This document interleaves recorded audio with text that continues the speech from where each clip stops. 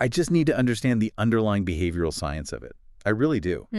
Why is it that the very second the temperature hits, like 75 degrees, we all collectively just lose our critical thinking skills? Oh, it is the humidity. I am completely convinced it literally fries the prefrontal cortex, the part of the brain responsible for like impulse control and long-term planning. Yes. We just sit on our couches watching these conventionally attractive people make the most chaotic, just inherently destructive decisions on national television.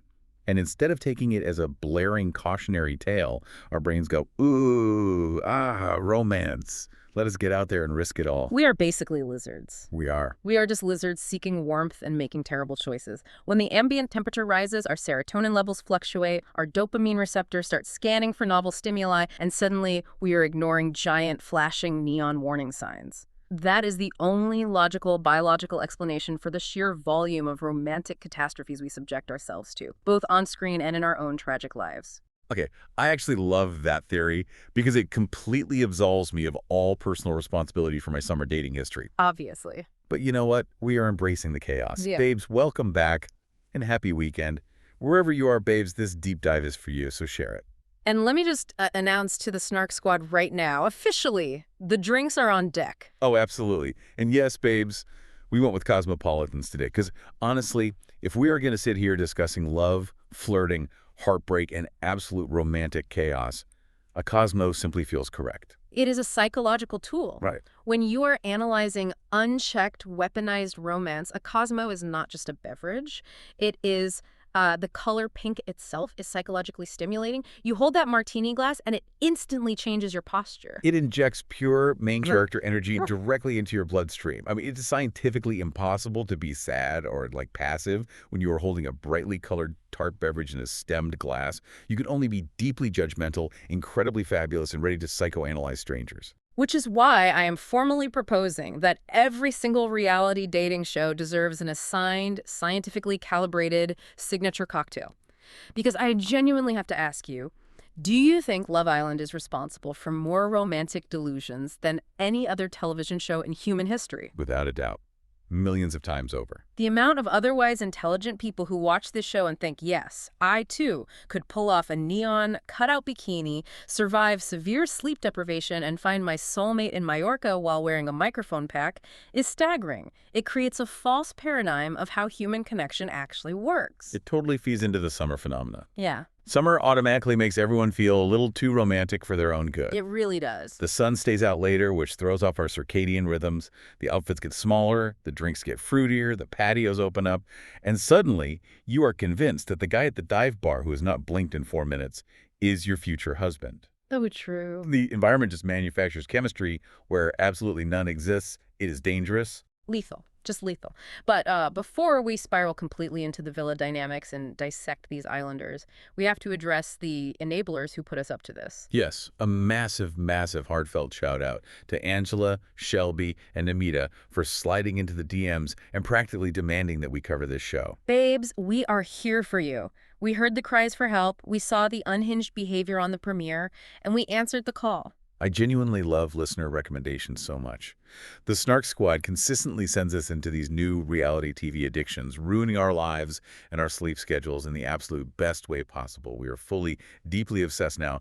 But in honor of Love Island returning and a fresh batch of young, naive people putting themselves out there for love, I feel like we need to clear the air. Oh boy, well here we go. We need to discuss our own dating disasters to prove we are in the trenches with them. I am so glad you brought this up because if we are going to sit here and judge these islanders' emotional intelligence, and we are going to judge them with the precision of a laser, we need to establish our own baseline of suffering. Please go first. I need to hear about this catastrophe you vaguely texted me about on Tuesday. Okay, gather around, because romance is officially dead, and I was the keynote speaker at the funeral. I am ready. So I had a first date last week, met him on the apps. We agreed to get coffee and maybe a light lunch. Midday, public space. Very casual, very low stakes, which I prefer because it gives you an easy out, you know. Smart. Always have an exit strategy. Exactly. I walk into the cafe, spot him sitting in a booth. I walk closer, and sitting right next to him, sipping an iced latte and wearing a full, immaculate, cream-colored linen suit, is an older woman. Wait, stop. Yeah. Tell me you are exaggerating for dramatic effect right now. I wish I was. I walk up, my brain is just trying to process the visual information, and he stands up, gives me this huge unbothered smile, and says, "Hey, so glad you made it. I hope you do not mind. My mother was in town visiting, and I brought her along just to say hi." A mother. Yes. On a first date. Let us just analyze the sheer paralyzing audacity of that decision. That is not just a red flag. That is an emergency flare shot directly into your face. What is the developmental psychology happening there? It screams maternal enmeshment. A giant flashing emergency flare, and my brain just short-circuited. I completely panicked. Because what is the social protocol for a surprise first date with a matriarch? There's none. There is no manual for that. So instead of turning around and walking out like a self-respecting adult, my flight or fight response chose freeze, and I just slid into the booth across from them. And she immediately starts interviewing me. Of course she does. She's protecting her infant son. What does she ask him? Not small talk. She totally bypassed "how is the weather" and went straight into interrogating my 5-year financial plan. She asked about my genetic history of osteoporosis. You are joking. I am not. She asked for my strong opinions on fabric softener. I felt like I was applying for a mortgage and a medical life insurance policy simultaneously. See, this is fascinating. She's treating you not as a romantic prospect for him, but as an acquisition for the family unit. And the fact that he sat there and allowed it means he has zero boundaries. He has completely outsourced his romantic decision-making to his mother. He just sat there eating a blueberry muffin. And it gets so much worse. But how could it get worse? We eventually order food because, again, I apparently lack a spine in high-stress social situations and could not just fake a seizure to leave. We eat the most tense, excruciating silent meal of my life. The bill comes. The waiter sets it down in the middle of the table. The guy looks at the bill, looks at his mother in her pristine linen suit, looks at me and goes, "So are we splitting this 3 ways, or?" I'm sorry, what? He invited his mother to ambush your date and then asked you to subsidize her panini.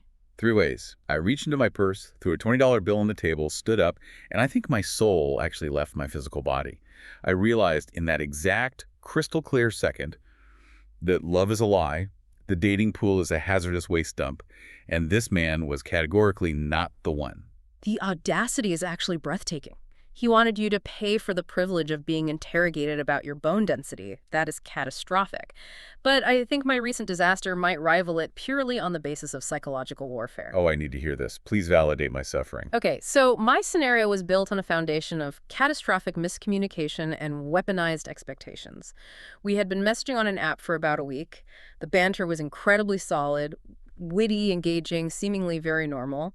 They finally suggest we meet up. They text me, "Dress nice. I want to show you this exclusive spot. It is a very intimate setting, very word of mouth." Oh, see, my brain immediately goes to a speakeasy, a romantic hidden jazz bar. Yeah. Candlelight. Exactly. That is the societal script for those words. I am expecting dim lighting, craft cocktails, maybe a velvet booth. I put on a great outfit. I do my hair. I am feeling myself. I show up to the address they drop me.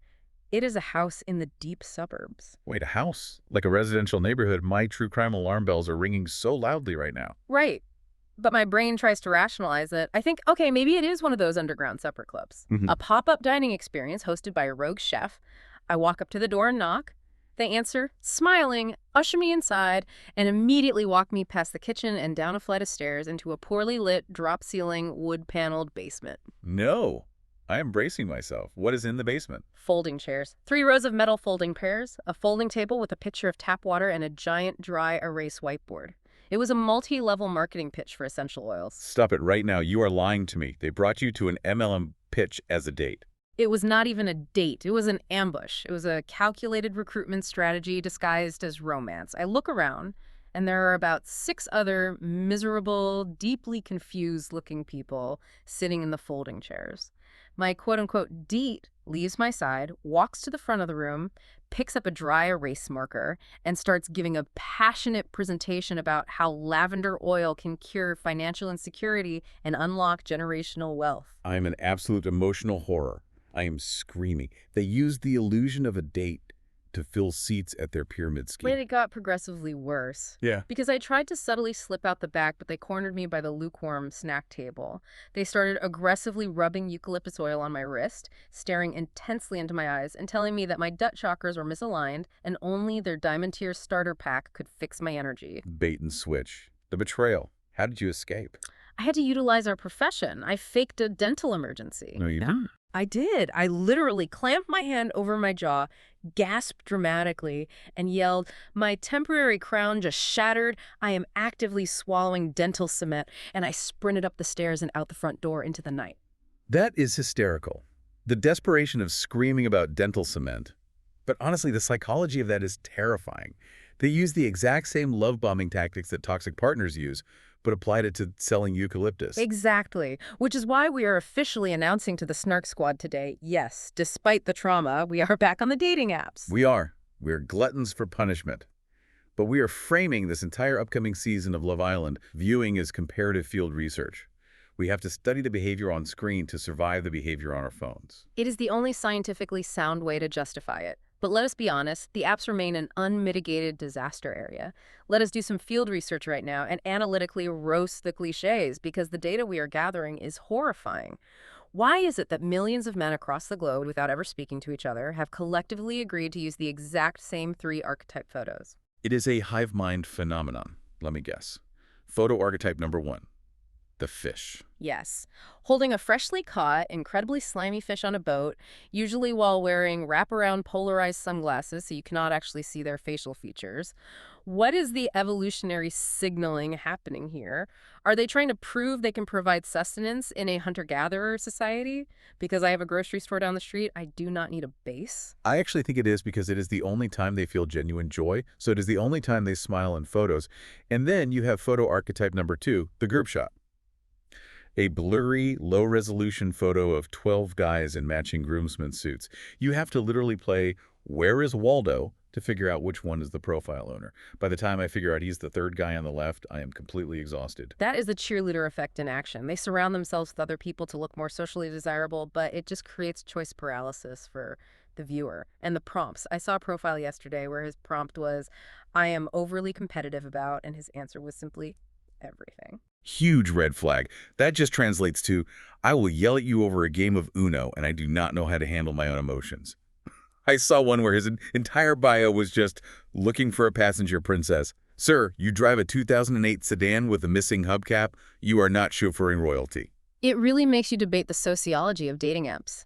Do they represent the height of human hopefulness, the vulnerability of putting yourself out there, hoping to find a connection in the digital void? Or do they represent the absolute lowest depths of modern horror, where you swipe right and end up in a basement smelling like eucalyptus? It is both. It is a beautiful, terrifying social experiment, just like the villa. Speaking of beautiful, terrifying things, we should pivot back to real life for a second. Just a reminder to you listening, while we sit here judging reality TV, in the real world, we are both dentists at separate practices. We live in the very unglamorous world of molars, bicuspids, and saliva ejectors. And thankfully, today was a half day. Praise be to the scheduling gods. Let us do Workday Highs and Lows Dentist Edition to cleanse the palate before we get into the Mallorca madness. I will start with the high, the absolute dopamine peak of my day. I had a patient with a deeply stubborn, impacted lower wisdom tooth. The kind that looks like it is permanently cemented into the jawbone, horizontal, completely defiant. And I got the surgical elevators in there, found the exact right fulcrum point, applied just the right amount of steady, calculated pressure, and pop. Oh, I felt that in my soul. It came out perfectly intact. Whole roots, no splintering, no drilling required. The sheer spiritual satisfaction of a clean extraction is something non-dentists will never understand. It is a total rush. That is the dental equivalent of sinking a half-court shot at the buzzer. It releases a flood of endorphins. My low, however, was a masterclass in chaos and loss of control. I had a patient who, for reasons I still cannot fathom from a behavioral standpoint, decided to aggressively bite down on the suction tube. The plastic saliva ejector. Yep. Yes, the little plastic vacuum tube. Just clamped their teeth onto it with the intensity of a golden retriever refusing to drop a tennis ball. And they absolutely refused to let go. They were maintaining aggressive eye contact with me while I am gently pulling, trying to explain that they are actively inhaling the practice's budget. We had a literal tug of war for 3 solid minutes. I'm picturing the panic in their eyes as the suction grabs their tongue. But you survived, you wrestled the tube away, and we both got to clock out at noon. And I want to romanticize half days for a second because the psychology of a half day is fascinating. Leaving at noon feels like you found a glitch in the space-time continuum.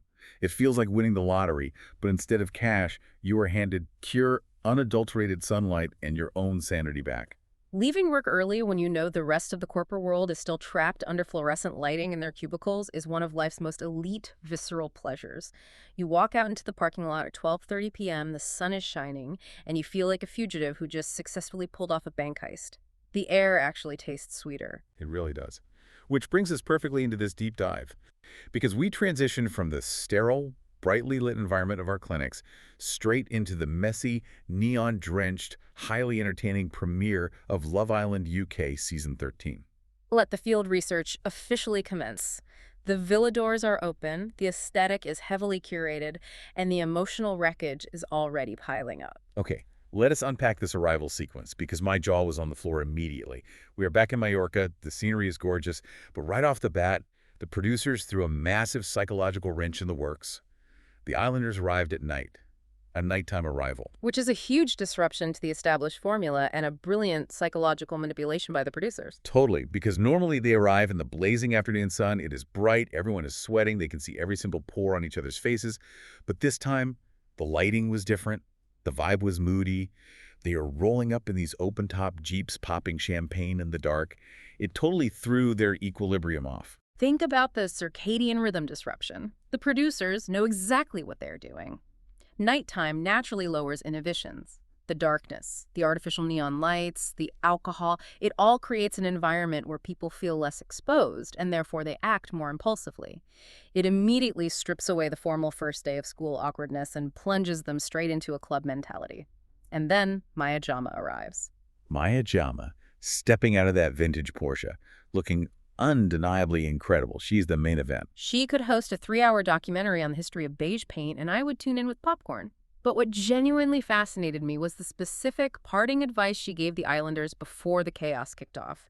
She looked at this group of 20-somethings and said, self-awareness, authenticity is what carries someone through. I literally choked on my Cosmo. I laughed out loud at the television. Right. I mean, I have to snark on this immediately because the irony is suffocating. She is earnestly asking for self-awareness from a demographic of people who voluntarily abandoned their lives, flew to Spain, put on microscopic swimwear, and agreed to have their romantic rejections broadcast to millions of people. If these people possessed genuine self-awareness, they would be in intense cognitive behavioral therapy, not in a villa in Mallorca. Exactly. Being on reality TV requires a fundamental lack of self-awareness. You have to believe you are the exception to the rule. And then, before anyone can even settle in and process her advice, Maya drops the format change.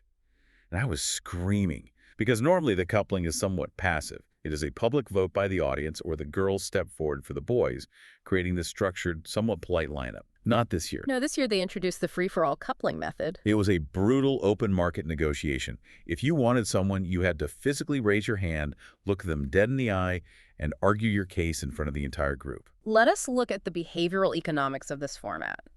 It is brilliant television, but psychologically devastating. By removing the structure of the lineup, they removed the safety net. It exposed everyone's ego and status immediately. It was not just a coupling, it was a public test of perceived market value. You could not hide behind a text message or wait your turn. You had to state your desire aloud and then endure the excruciating vulnerability of potentially having that person look right back at you in front of the group and say, actually, I think I have a better connection with the guy standing 2 feet to your left. It was a public humiliation ritual, and it forced them to reveal their desperation level on day one. Okay, we have to break down these initial pairings and the immediate fallout because it was a mess. Let us start with the most tragic dynamic, the triangle of sadness between Sam, Ellie, and Aidan. I'm emotionally devastated for Sam. Sam, 25, an electrician from Dudley. He has a deeply tragic backstory that he just wears on his sleeve. He admitted his ex-girlfriend cheated on him with his boss. Which is a violation of the social contract on multiple profound levels. It destroys your romantic trust and your professional stability simultaneously. The rejection-sensitive dysphoria he must carry from that is immense. Horrific. And he wears hearing aids, which he brought up very sweetly, but then people made it incredibly awkward. And poor Sam, he immediately zeroed in on Ellie. Ellie is 24, a Scottish social media manager. Sam stated his claim. He wanted her. He put himself out there. But then swooping in like a seagull stealing a French fry comes Aidan. Let us dissect Aidan for a minute. He is 23, a real estate broker from Kent, and he walks into that villa radiating chaos. The man literally has a tattoo of his ex's name on his body. No, Why do men do this? What possesses a human to permanently ink their skin with a reminder of a failed relationship? Because, referring back to Maya Jama's quote, they lack executive function and self-awareness. It is an impulsive marker of toxic romanticism. So we get this immediate alpha-male coupling fight. Aidan decides he wants Ellie, entirely bypassing Sam's stated interest. Sam gets defensive, and rightly so, because during the icebreaker game just moments earlier, Aidan did not even take a sip of his drink when asked if his physical type was in the villa. Right. Sam completely called him out on his bluff. Yeah. Sam essentially said, "You did not even like her 10 minutes ago. Why are you stepping on my toes?" But Aidan swoops in with his cheeky, fast-talking real estate salesman energy. Yeah. He just steamrolls the conversation, and Ellie caves. She picks Aidan, leaving Sam standing there completely deflated, his ego bruised on national television. And this is where Aidan's true psychology reveals itself. It is day one, literally hours into the experience, and Aidan drags Ellie up to the terrace, corners her, and begs for a kiss. He is practically vibrating with neediness. Give us a kiss. Come on, give us a kiss. It was so hard to watch. She gives him a tiny, reluctant peck just to get him to stop asking. And what does he do? He turns around, sprints downstairs to the fire pit, and brags to the boys like an absolute chatty patty. Because Aidan does not actually want the emotional connection with Ellie. He wants the conquest. He needs the social proof. He requires the other men in the villa to validate his worth by cheering for his physical escalation. It is classic textbook insecure bravado. He uses the kiss as a currency to buy status among the alpha males. I could not agree more. But wait, if we are talking about toxic masculinity and status, we have to transition to Lorenzo and Jasmine, because I had a visceral emotional reaction to this interaction. Injuries of subjects. Jasmine is 27, grew up in Dubai, absolutely stunning, poised, completely self-assured. Lorenzo's 28, and he claims to own a fashion business, whatever that vaguely means. And Lorenzo's flirting style, it was abhorrent. It made my skin crawl. What we witnessed from Lorenzo was the clumsy execution of negging. Let us really deep dive into this because it is a fascinating, disturbing psychological tactic. Negging comes from the pickup artist community of the early 2000s. The theory is that if a woman is highly attractive, like Jasmine, she is used to constant validation. Therefore, a man gives her a backhanded compliment, or a neg, to artificially lower her self-esteem. So he insults her on purpose. Exactly. The neurological goal is to create cognitive dissonance and a deficit in her self-worth.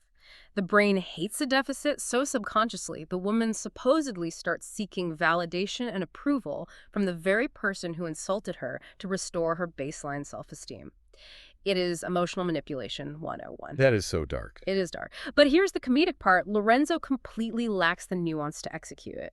A good neg is supposed to be subtle, like, "Oh, I love your dress. My little sister has the exact same one." But Lorenzo just brings a sledgehammer to the conversation. He literally called Jasmine promiscuous directly to her face. Yes.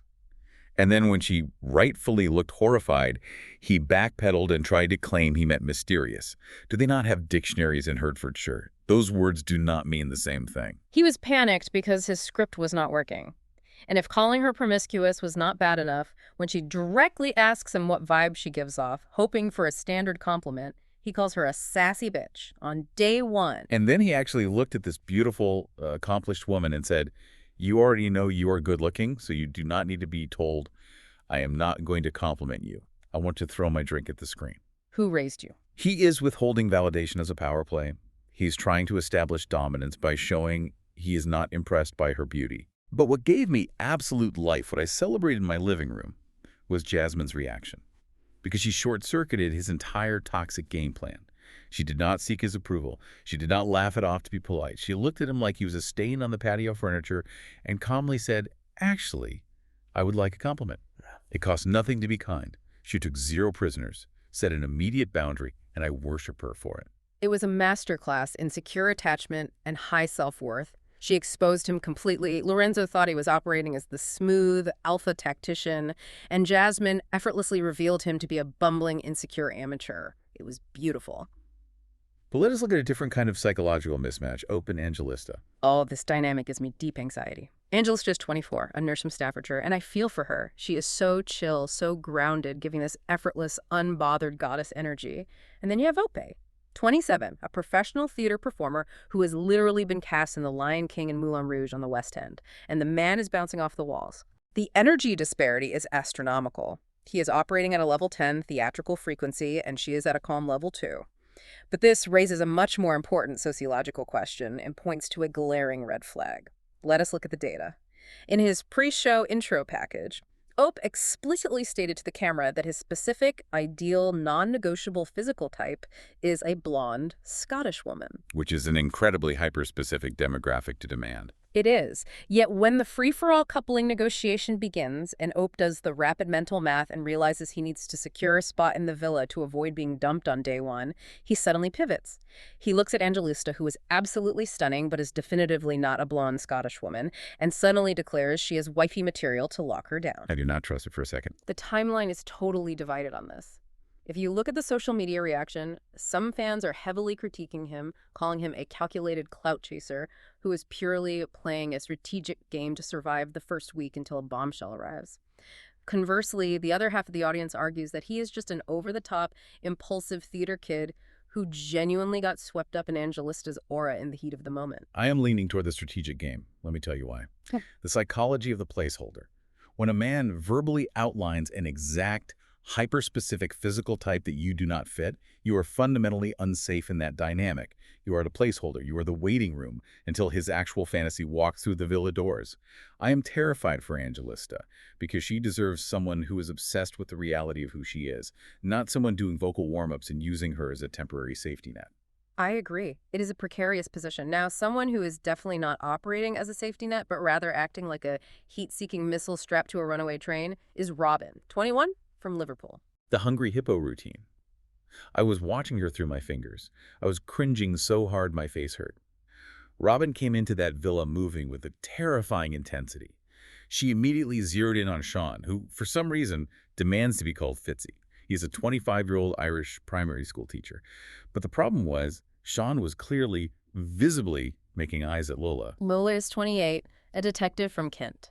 And we have to note, in her intro, she stated her childhood dream was to marry Hugh Hefner. Which is a deeply concerning and psychological deep dive that we simply do not have the time to unpack today, but we are keeping it in our notes. Exactly. We will revisit the Hefner fantasy later. But let us analyze Robyn's behavior. What we are witnessing with Robyn is the behavioral economics of the scarcity mindset. Sendhil Mullainathan and Eldar Shafir wrote a whole book on this. When a human being perceives a severe lack of a necessary resource, in this case, an available, desirable male partner in a closed environment, it literally reduces their cognitive bandwidth. Meaning what? It makes them less intelligent. Essentially, yes, it causes tunnel vision. The anxiety of scarcity consumes so much mental energy that you lose your ability to read social cues, act rationally, or plan long-term. You just frantically grasp at whatever is in front of you. That is why Robyn is aggressively grafting. She immediately touching Sean's muscles uninvited, invading his personal space bubble, loudly interrogating him about whether his bleached hair is natural. She is not flirting, she is surviving. It is screaming insecurity. It was so loud, you could feel the desperation through the screen. And because she came on so incredibly strong, she essentially suffocated the spark.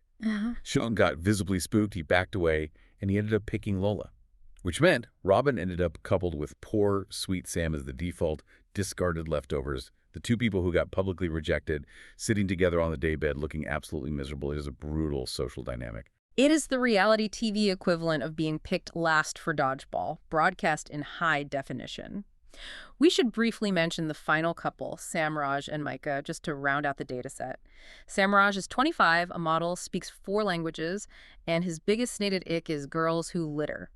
Mica is 21, a student from Barbados. Objectively, aesthetically, they're a beautiful pairing. But they are dry. Let us be honest, the energy is a little bit dry so far. They look cute sitting next to each other, but the banter is not leaping off the screen. I am not feeling any heat. the question is, are they actually boring or do they just possess secure attachment styles? Because in the reality TV ecosystem, emotional stability often translates to boring. If you are not screaming or begging for kisses on day one, the cameras ignore you. That is a fair point. Normalcy looks invisible next to chaos. Speaking of chaos, let's talk about the producers instigating drama with the party games, the icebreaker, and the absolute unmitigated disaster that was phone roulette. The icebreaker was fascinating from a sociological perspective. It was basically the women of the villa using the guise of a drinking game to collectively identify Lorenzo and Aidan as the immediate threats to the tribe. Whenever a negative prompt came up, like who is the biggest player or who is full of themselves, all the girls immediately drank and looked at those two. The pack mentality. Women have a sixth sense for danger, and the hive mind honed in on Lorenzo immediately. But the real mess was phone roulette. This game was designed to destroy relationships, and it worked flawlessly. Let's talk about Lorenzo again. The absolute audacity of this man's decision-making process. He gets a text, "Dare to suck an islander's toe." Now let us look at the context. Earlier that very same day, his partner, Jasmine, explicitly stated in front of the group that she has a foot fetish and loves feet. It was a producer-gifted layup. The universe handed Lorenzo an easy win. All he had to do was playfully suck Jasmine's toe, laugh it off, and build a connection with his partner. But he does not. Instead of choosing his partner, he walks across the circle, bypasses Jasmine entirely, and enthusiastically sucks the big toe of the brand new bombshell, Jasmine. I was hysterical. I was screaming at the television. Jasmine's face, she was fuming, and rightfully so. It is one thing to participate in a gross game, but to bypass your partner, to suck on a stranger's toe, it's criminal behavior. It is a deliberate provocation. And then poor Opa. Ope, the theater kid. He gets a dare to perform a sexy striptease for Jasmine. Wow. Now, theoretically, as a professional stage performer, this is his moment to shine. This is his domain. He steps up, he tries to do this incredibly intense, smoldering body roll, gets way too eager, his foot slips on the wet decking, and he literally wipes out and falls flat on his back. I was laughing so hard I could not breathe. The universe humbled his theatrical energy instantly. Gravity remains completely undefeated. It was a beautiful moment of physical comedy cutting through the sexual tension. And of course, we cannot forget Aidan. Aidan gets the dare to build his perfect girl out of the anatomical parts of the women in the villa. And how does he navigate this social minefield? Terribly. He picks his partner Ellie for the face, the bombshell Jasmine for the body, and Robyn for the personality. He essentially constructed a Frankenstein's monster of insecurities. By doing that, he insulted Ellie's body, Jasmine's personality, and Robyn's physical appearance all in one single sentence. It is staggering how bad these men are at basic social preservation. But all of this, the toe-sucking, the falling, the insulting, it was all just the appetizer for the real twist. The ultimate cliffhanger that the producers dropped on us. Right. Maya Jama did not just drop off two attractive people and leave. She brought in Jasmine, the 23-year-old recruitment consultant, and George, the 28-year-old footballer from Winchester. But they came with a mandate. And it is savage. Maya drops the bomb. Jasmine and George have a secret mission. They have exactly 24 hours to secretly observe the villa dynamics, and then they hold the unilateral power to choose one boy and one girl to dump from the island permanently on day 2. What is genuinely fascinating here is observing how the two bombshells handle that immense godlike power. It is like a mini Stanford prison experiment. The contrast in their approaches is stark and highly revealing. Let us start with Jasmine. Jasmine supposedly could not handle the ethical weight of it. She was literally crying on the terrace. I do not know if they were crocodile tears to gain sympathy or if she genuinely felt bad, but she was sobbing because the pressure of ruining someone's summer vacation on day 2 was just too much for her heart. But observe the cognitive dissonance, because while she is weeping over the burden of the power, she is simultaneously weaponizing that exact same power to shamelessly flirt with Aidan. She pulls him aside, uses her status as the Grim Reaper to demand his attention, tells him to lock eyes with her, and completely inflates his ego. Exactly. She is crying about having to dump someone while actively working to steal a man from another woman. The math is not mathing Jasmine. And Aidan completely takes the bait. He looks right at her and calls her the sexiest girl in the villa, totally forgetting that Ellie, the girl he begged for a kiss hours earlier, exists. Jasmine is using the power for romantic leverage. George, on the other hand, handled the power like a Machiavellian corporate raider. He did not cry. He got to work. He used his status to pull Robyn and Mica for chats, casually testing the waters. But strategically, his crosshairs immediately locked onto the men. He went straight into predator mode. He zeroed in on Ope and Samraj as his primary dumping targets. Now, impartially speaking, because we have to look at the sociology of the audience reaction here, the online fandom has completely fractured over this decision. There is a massive debate happening on the timeline.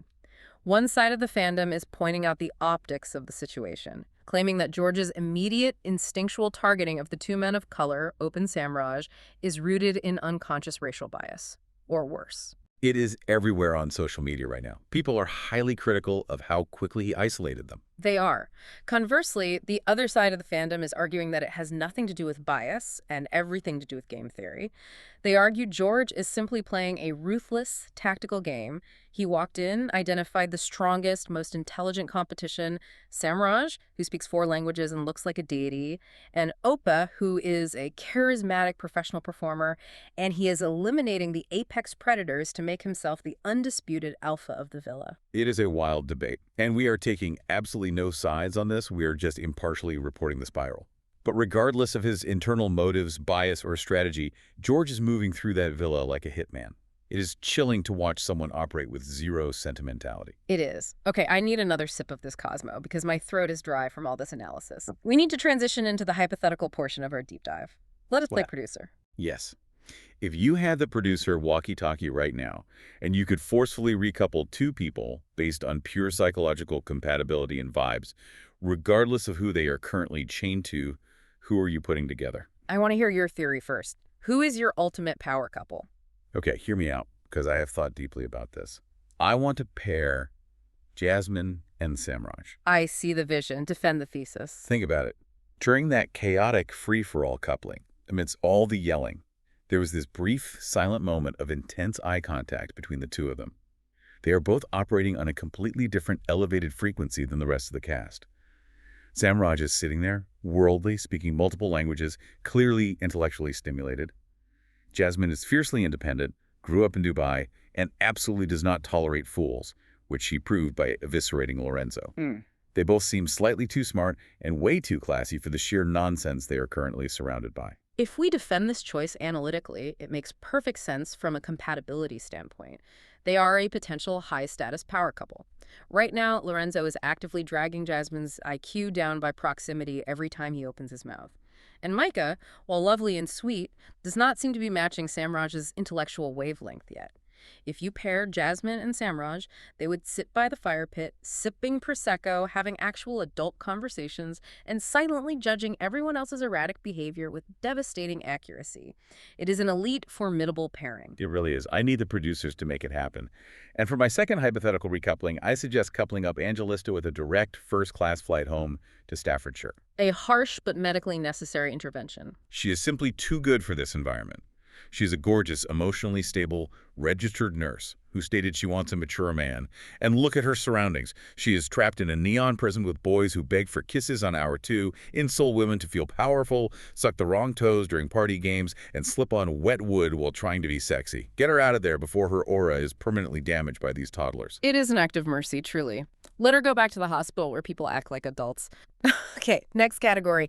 If you had to issue a psychological warning label, who takes the crown for the biggest, most neon walking red flag in the villa? I am leading with pure, unadulterated emotion here. Lorenzo. Lorenzo is a walking, talking, breathing ick. To look a woman in the face on day 1, refuse to give her a basic compliment because you already know she is pretty, and then call her a sassy bitch when she asks for the bare minimum of conversational validation.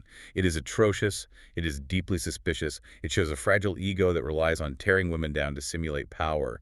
He is toxic. I hear your emotional argument, but I will counter with the analytical choice. Lorenzo is a fool, yes, but he is a transparent fool. Aidan is the most obvious, calculated, and therefore dangerous player in the game. Let us trace his behavioral loop. He begs for a kip from Ellie, which shows a lack of boundaries. He immediately runs and brags to the boys, which shows he views women as trophies for male approval. And then, the very second Jasmine the Bombshell walks in, wielding the power to send him home, he abandons ship. He tells Jasmine she is the sexiest girl in the villa, feeding her exactly what she wants to hear, all while Ellie is sitting 20 feet away, genuinely believing they're building a connection. He is a menace. He is a chameleon who changes his personality based on who can benefit him the most. Exactly. I am rating Aidan as the biggest future disaster of this season. Lorenzo will self-destruct early because his tactics are clumsy. But Aidan is slick enough to survive. He is going to break multiple hearts, play the victim when confronted, gaslight the girls, and cause absolute, unprecedented havoc when Casa Amor rolls around. He is a walking liability to everyone's mental health. Oh, completely. Yeah. Which perfectly leads us into translating these villa behaviors back into the real world. Let us do the field research report. How do these specific islanders stack up against the absolute horrors we encounter on dating apps every day? Let us draw the direct parallels. Lorenzo is, without a shadow of a doubt, the guy on Tinder who messages you a blatant insult as an opening line just to shock your system into replying. He is the guy whose first message is, "You would be a solid 10 if you did not wear so much makeup." Yes, he is exactly that guy. Mhm. He's the guy on Hinge who lists his most controversial opinion as feminism went too far and labels himself a devil's advocate. Spot on. And George. What is George's dating app profile? George is a guy whose profile bio is aggressively chill. It says, "I am just a laid-back guy, I hate drama, good vibes only, looking for someone easygoing." And what does that actually mean? It means that the second you match with him, he will orchestrate a Machiavellian plot to systematically isolate you from your friends, triangulate you against his ex-girlfriends, and slowly drain your sanity. "I hate drama, always," unequivocally means I am the epicenter and the architect of the drama. It is a universal law of thermodynamics. Okay, let us debate who would actually dominate the dating app algorithm in the real world. I think it is Lola, Interesting hypothesis. Why Lola? because she is a detective. Guys on dating apps are simple creatures who love a gimmick. It gives them an easy icebreaker. If she put detective in her bio, her inbox would be flooded with terrible, cheesy opening lines. "Arrest me, officer, I have been bad. I am guilty of falling for you." She would have thousands of matches purely based on the novelty of men wanting to role-play Law and Order. That is an astute observation. The gamification of her profession makes her highly marketable on an app. Now, conversely, who is getting unmatched immediately in the real world? Oh, 100%. Oh, the theater kid energy does not translate to text. Why? Is he sending too many emojis? Worse, he is the guy who does not text at all. Instead, he sends you 7 back-to-back voice notes. And they are not short. They're each 2 minutes long, and he is just performing a stream of consciousness monologue about his day, doing different character accents and singing snippets of show tunes to show off his vocal range. You press play, listen to the first 10 seconds of voice note number 1, feel a wave of intense secondhand embarrassment, and you hit unmatch. It is sensory overload. Which brings us to the core dating app lesson we need to extract from this episode. Let us summarize the data. If a man explicitly tells you his exact non-negotiable physical type, like ope loudly declaring he wants a Scottish blonde, and you are a brunette from London or a nurse from Staffordshire, unmatch immediately. Do not try to convince him otherwise. Exactly. Do not let your ego trick you into thinking you are the magical exception to his weirdly specific rule. You are not the exception. You are a placeholder until he finds the blonde. Protect your peace and swipe left. The Snark Squad needs to hear that loud and clear. Protect your peace. Okay, before we wrap this up, we have to go full conspiracy board. Let us lay out the Casa Chaos predictions. We have a massive dumping looming over the villa. Jasmine and George have the power. What is going to happen tomorrow night? Okay, looking at the board, analyzing the motivations and the stated behaviors, I predict that George is going to pull the trigger and dump Samraj, and he is going to stand up at the fire pit and use the sanitized excuse that Samraj and Mica are not really connecting or have not found a spark. But the psychological reality is he is doing it out of pure, unadulterated intimidation. He looks across the pool, sees a guy who looks like a runway model, speaks 4 languages, and carries himself with quiet confidence, and George's ego simply cannot handle the proximity. He will eliminate the threat under the guise of fairness. Oh, that is so dark, so cynical, and probably exactly what is going to happen. Okay, my wild prediction is about Jasmine. I think her tears on the terrace, completely fake. An Oscar-worthy performance of empathy, but entirely manufactured. I predict she will wipe her tears, gather herself, and agree to dump Sam. Why, Sam? He is harmless. Exactly because he is harmless. Sam is the quietest guy in the room. He is sweet. He is a little withdrawn because his ego just got crushed by Aidan. He is struggling to find a connection, and therefore dumping him is the easiest, least confrontational strategic move for Jasmine. If she dumps a loud alpha male, she faces backlash from the boys. If she dumps Sam, there is no pushback. She takes the path of least resistance. That is surgically precise reasoning. She avoids conflict to preserve her own popularity. And once Sam is out of the picture, what is Jasmine's next strategic move? She will absolutely, without a single moment of hesitation, steal Aidan from Ellie. She is already laying the psychological groundwork. She is boosting his ego. She's making him feel like the king of the villa, and he is eagerly calling her the sexiest girl there. She dumps Sam to clear the board, officially couples up with Aidan, and leaves Ellie sitting there absolutely heartbroken, blindsided, and vulnerable. It is going to be an emotional bloodbath. The fallout will sustain the entire first week's narrative arc. As for long-term survival, looking down the road, who thrives in this environment and who crashes out spectacularly, I think Lola seems incredibly safe. She has this very calm, detached, almost observational energy. She is not overinvesting early. She's letting the men come to her, and the guys seem to be flocking to her aloofness.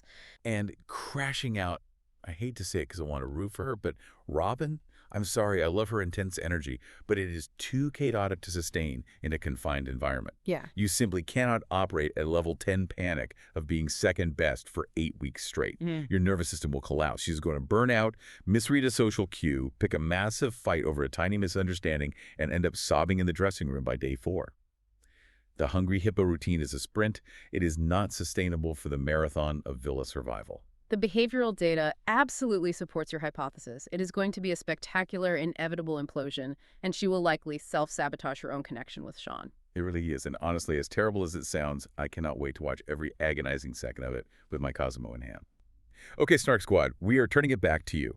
We have laid out our theories, but we need your thoughts in the comments and the DMs everywhere. Which couple are you actually rooting for, if any of them? Who gave you the absolute biggest, most glaring red flag? Was it Lorenzo's negging or Aidan's impulsivity? And seriously, please validate our suffering. What is your absolute worst dating story? We need the solidarity.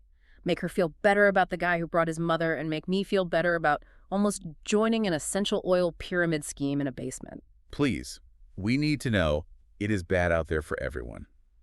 Thank you so much for hanging out with us and analyzing the villa today. We appreciate you more than Aidan appreciates his own reflection in the mirror. And before we go, I want to leave you with one final, deeply provocative thought to chew on. Oh, I love a final thought. Think about this. Are we watching these dating shows to observe genuine romance, or are we secretly addicted to the gamification of human empathy?